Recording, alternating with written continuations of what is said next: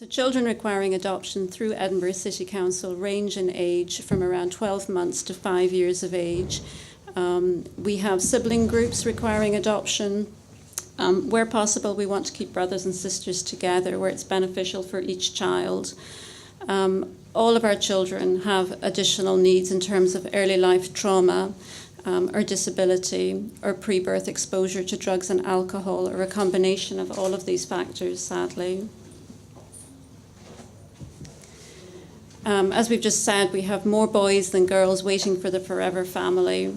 Not sure why that is, but anecdotally, I mean, I've been in the team for 6 years, and that just seems to be the case, that there always seems to be more boys than girls. Sorry, can I ask, what was the number? I know you said last year, but I didn't catch it.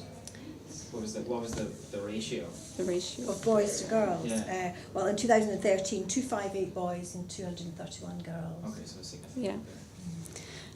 More children aged between 2 and 5 years of age are waiting for the forever family, and currently with the City of Edinburgh Council, that's very typical, that age range of children that we're family finding for.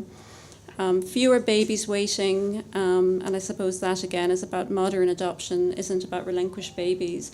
We do have maybe 1 or 2 relinquished babies a year. But when we compare it to historically, where it was mainly relinquished babies, it's a different pattern.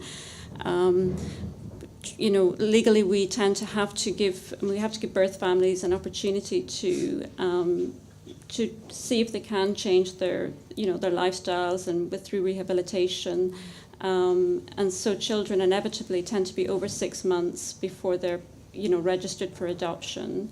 So it can be, by the time actually we go through process, it's 9, 10, 11, 12 months before they're placed. But again, there are fewer babies, and it's children between the ages of 2 and 5. Trauma changes the way that children interact with those around them. And sometimes these children just need a very special approach to the parenting task. And I suppose finally, there can be great rewards in watching these children grow and attain their potential through adoption.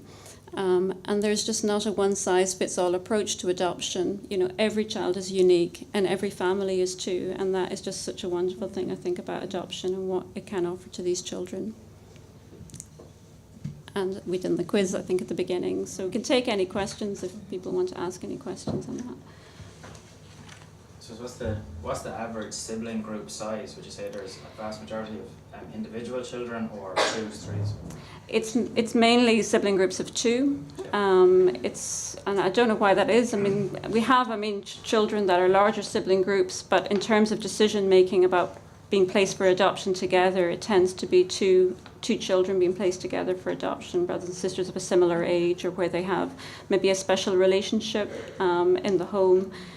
Sometimes with those assessments it's quite difficult. We have to maybe have somebody independent also to come in and give a view, because it's such a huge decision to separate siblings, or sometimes to place them together is also a big decision, because depending on their history of trauma and neglect, some children actually thrive being placed individually. So it's a contentious decision, and we really don't take it lightly. We spend a lot of time thinking about those assessments. Sorry, so just and often if there are more than 2 children, they're likely to be older.